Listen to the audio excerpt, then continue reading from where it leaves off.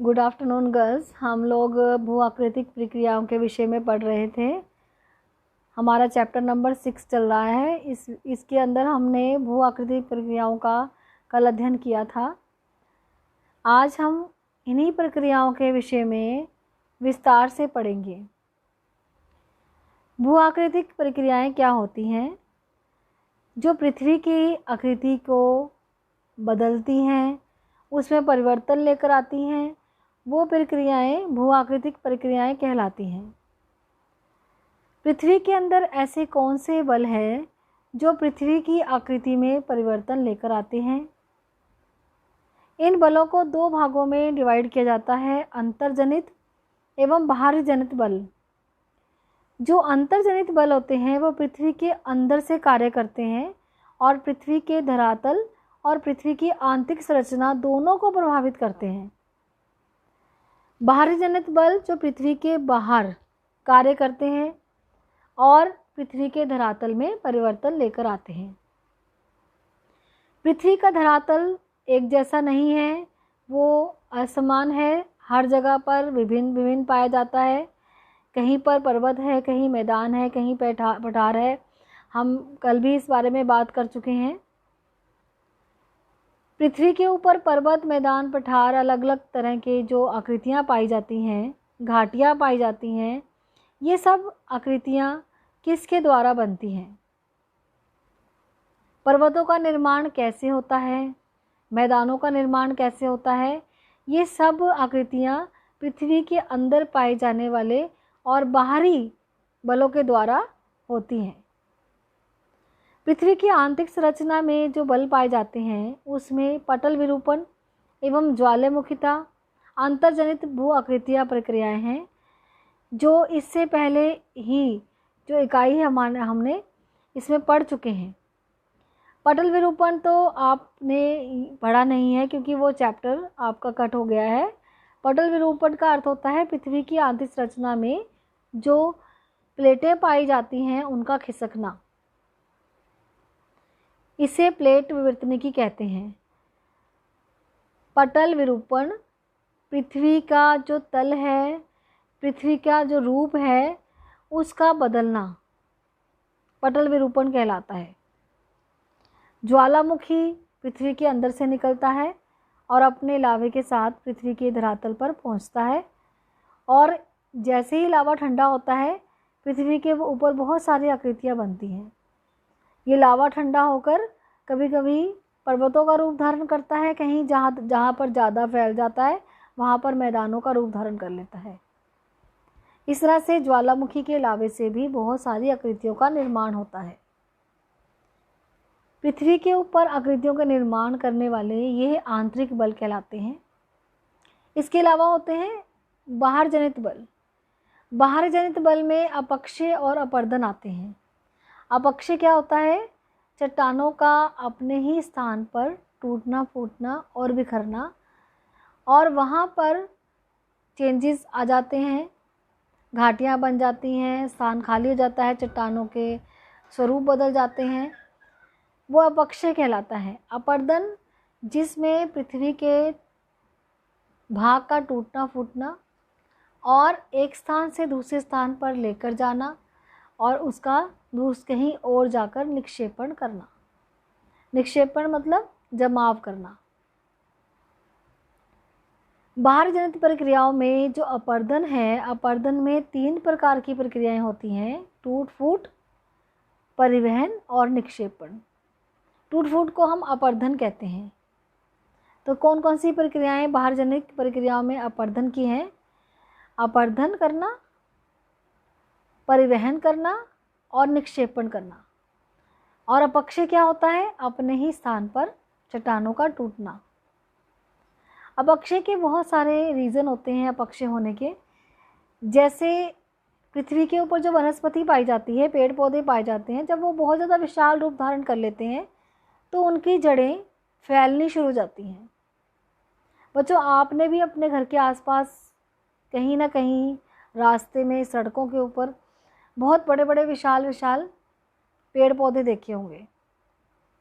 इसके अलावा कईयों के घर के आसपास भी पेड़ पौधे होते हैं और जो पेड़ बहुत ज़्यादा विशाल रूप धारण कर लेते हैं, कभी आपने अपने घरों के अंदर छोटा सा दीवार के अंदर से पेड़ निकलता हुआ देखा? कहाँ से आया वो पेड़? आपने तो लगाया नहीं। बिल्कुल वैसा ही पेड़ बहुत दूर आपके घर के पास भी है।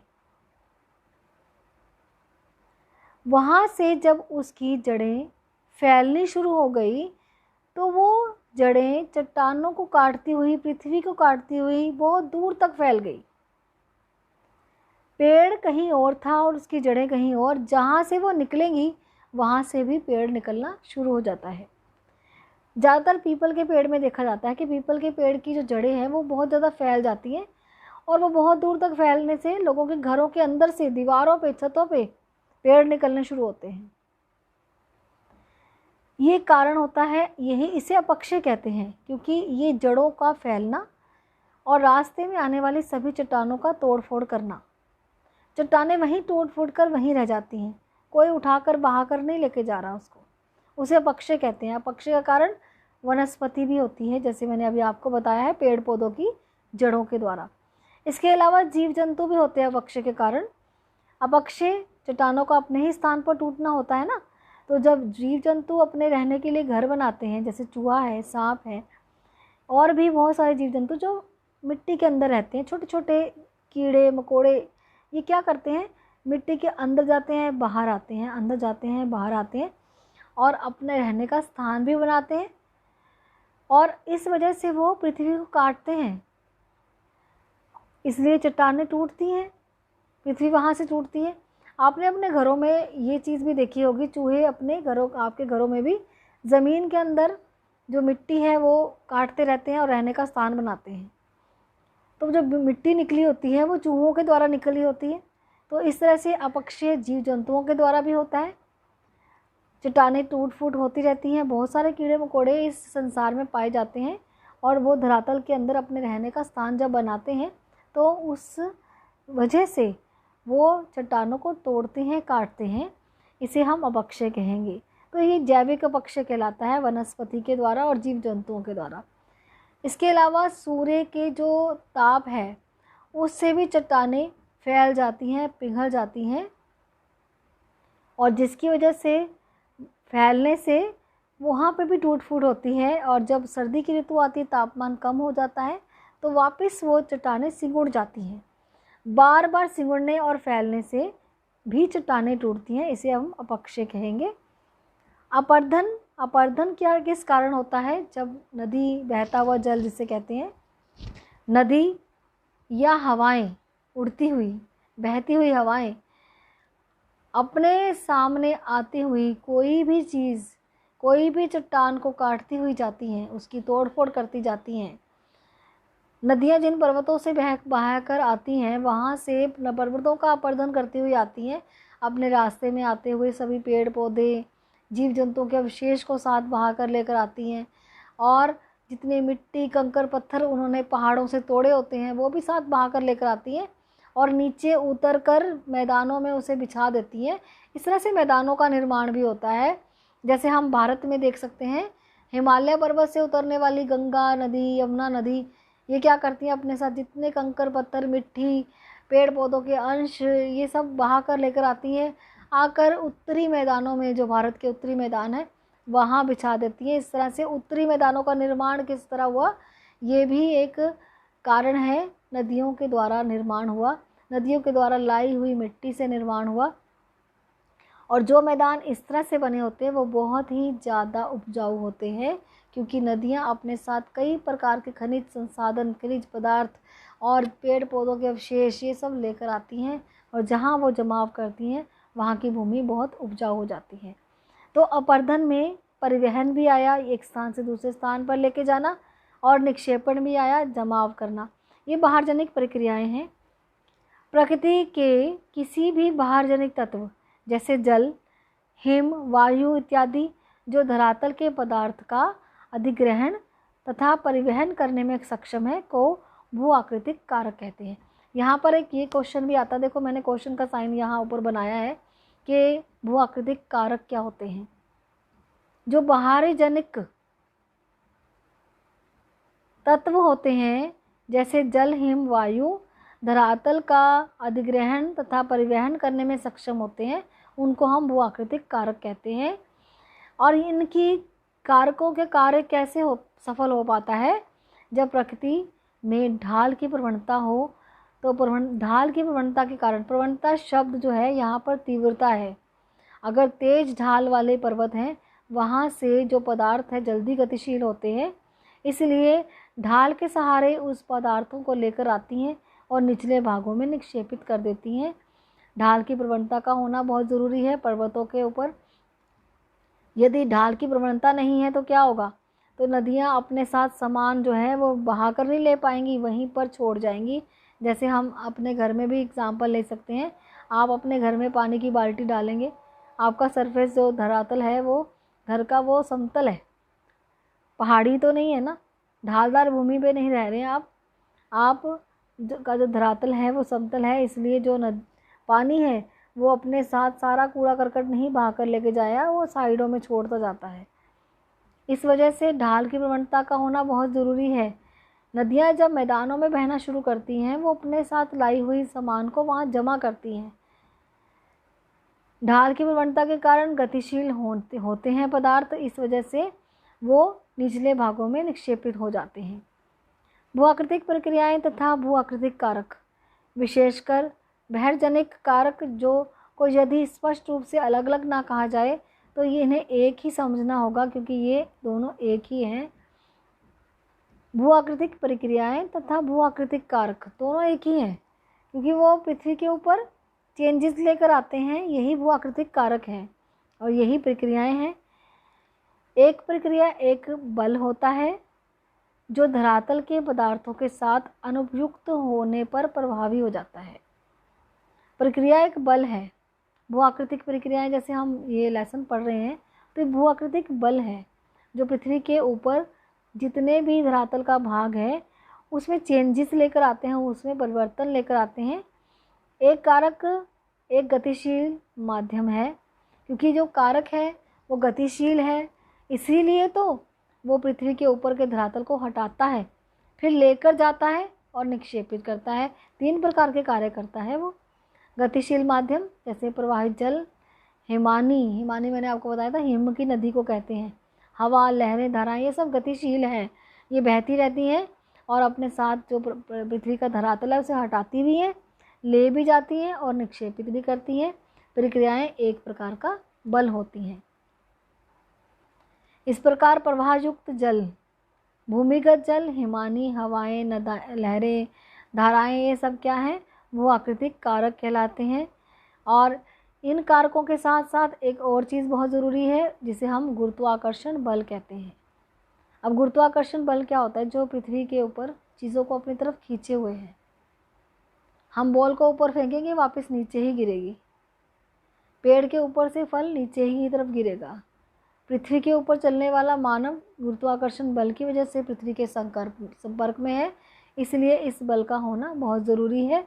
इसी तरह से जब हम वो आकृतिक प्रक्रियाओं के बारे में बात करते हैं, बलों की प्रक्रियाओं के बारे में बात करते हैं, तो उसमें भी इस बल का होना बहुत ज़रूरी है, क्योंकि ये एक तरह का वो बल है जो दिशात्मक बल है, जो दिशा देता है।